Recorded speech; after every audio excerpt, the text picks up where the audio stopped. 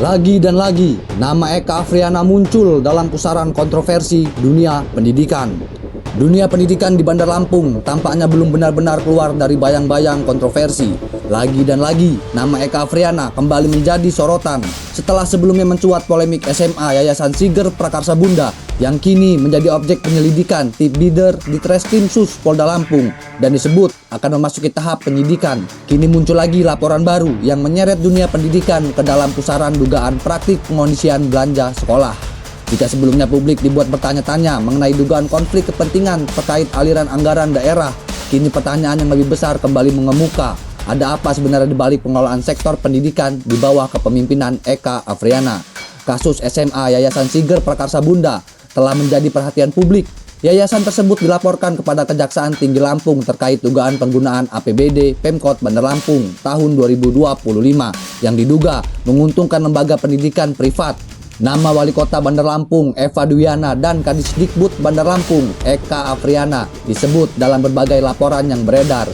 Dugaan konflik kepentingan mencuat karena yayasan tersebut disebut menerima dukungan anggaran meski persoalan perizinan operasional menjadi sorotan. Publik tentu berhak bertanya, mengapa sebuah lembaga yang masih menjadi polemik justru muncul dalam pusaran penggunaan uang rakyat? Belum reda persoalan tersebut, tim Pantau Lampung kembali menerima laporan dari seseorang sumber yang identitasnya dirahasiakan. Laporan itu mengungkap dugaan praktik pengondisian pengadaan meja dan kursi siswa di sejumlah SMP negeri Bandar Lampung. Menurut sumber tersebut, para kepala sekolah disebut diarahkan untuk membeli produk dari vendor tertentu yang telah ditentukan sebelumnya. Bahkan lebih jauh lagi, muncul dugaan bahwa pengadaan tersebut bukan sekadar rekomendasi, melainkan kewajiban yang harus dipatuhi oleh seluruh sekolah. Jika informasi tersebut benar, maka yang sedang dipertontonkan bukan lagi tata kelola pendidikan yang sehat, melainkan mekanisme tekanan birokrasi yang berpotensi menggerus independensi sekolah.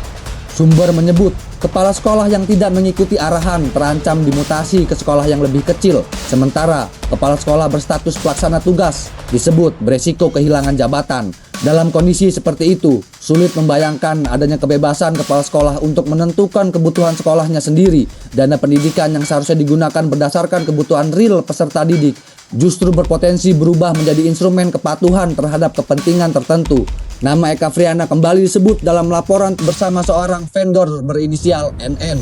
Dugaan yang beredar, vendor tersebut memperoleh posisi yang sangat dominan dalam pengadaan. Yang membuat publik semakin mengernyitkan dahi adalah informasi mengenai harga meja dan kursi siswa tipe single yang disebut mencapai sekitar 1,7 juta per unit. Jika benar harga tersebut jauh di atas harga pasar, maka pertanyaan yang muncul sangat sederhana tetapi sangat penting. Siapa yang diuntungkan dari selisih harga tersebut? Mengapa sekolah tidak diberikan ruang untuk memilih penyediaan dengan harga yang lebih kompetitif? Dan mengapa nama yang sama kembali muncul dalam setiap kontroversi yang mengitari dunia pendidikan Bandar Lampung? Laporan yang diterima tidak berhenti pada meja dan kursi. Dugaan serupa juga muncul dalam penyewaan CCTV dan layanan internet sekolah.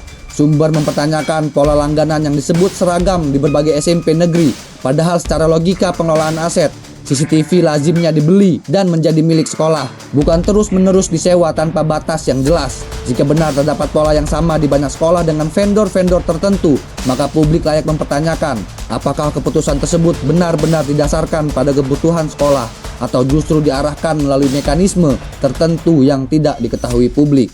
Yang paling memprihatinkan adalah munculnya kesan bahwa dunia pendidikan perlahan berubah menjadi arena proyek. Ruang yang seharusnya dipenuhi gagasan, meningkatkan mutu belajar justru dipenuhi pertanyaan tentang vendor, pengadaan, dan dugaan tekanan birokrasi.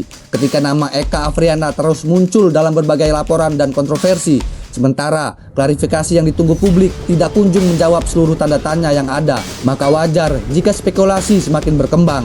Karena itu, aparat penegak hukum, Inspektorat, BPK, dan seluruh lembaga pengawas perlu turun melakukan penelusuran secara menyeluruh. Pendidikan seharusnya menjadi tempat lahirnya generasi masa depan, bukan panggung yang terus-menerus dipenuhi dugaan konflik kepentingan, pengondisian proyek, dan permainan anggaran yang membuat kepercayaan publik semakin terkikis.